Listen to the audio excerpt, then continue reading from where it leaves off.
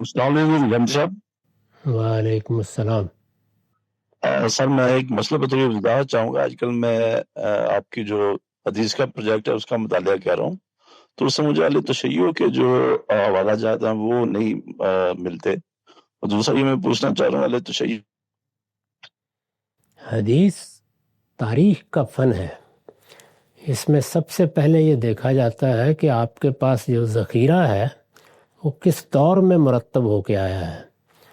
तो हम मुसलमानों के यहाँ जो बाद के अदवार में चीज़ें मुरतब की गई हैं उनका भी इस तरह हवाला नहीं दिया जाता, बल्कि वही किताबें या वही मखतूतात ज़ेर बहस रहते हैं जो इब्तदान मुरतब किए गए।